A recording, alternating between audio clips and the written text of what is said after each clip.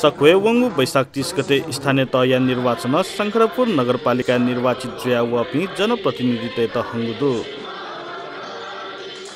वंगु शनिबार सको जेसिसा गोसाले शंकरपुर नगरपालिका या मेयर रमेश नापित उपमेयर समिता श्रेष्ठ लिसे ओदाल्या एक निसे 9 तकया ओदा अध्यक्ष त हंगु ख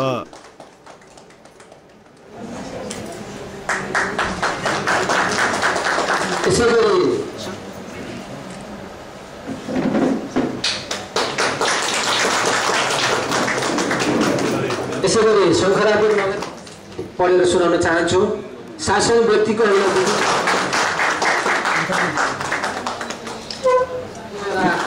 पढेर सुनाउन चाहन्छु। शासन सम्पूर्णले जोरदार तालीले सम्मान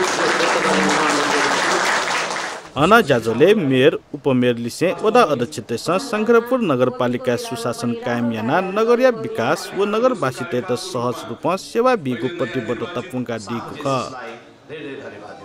अत्यन्तै जिम्मेवारी पूर्ण चाहिँ तपाईले जुन हामीले चाहिँ विश्वासका साथ पठाएको छु त्यो जिम्मेवारी वहन गर्नु अहिले मेरो दायित्व हो।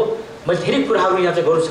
हिजोका विकृतिहरू यहाँ विशेषगरीहरूलाई त्यो रोक्ने काम म सर्वप्रथम गर्छु। यहाँ चाहिँ प्रकृति दोहन भइरहेछ यो कुरा चाहिँ हामीले हिजो पनि भनेको थिए।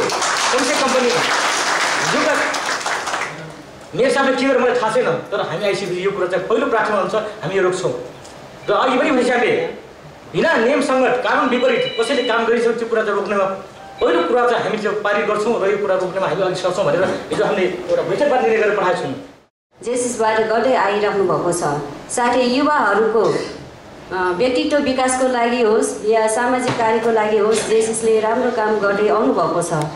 साथै महामारी भूकम्पको बेलामा होस् कोभिडको बेलामा होस् जेसिसले आफ्नो कार्यहरू गर्दै आउनु भएको छ। अध्यक्षको जेसिस नायक जयराम श्रेष्ठ नवनिर्वाचित जनप्रतिनिधित्वको न्यादया कार्यकाल सुथानला कन्या फेमतका पिन्तुना देशना दिला पेशेका साथु जेसिसबाट आज उहाँहरूलाई बधाई र उहाँहरूको सफल कार्यकालको शुभकामनाको आयोजना कार्यक्रम गरेको।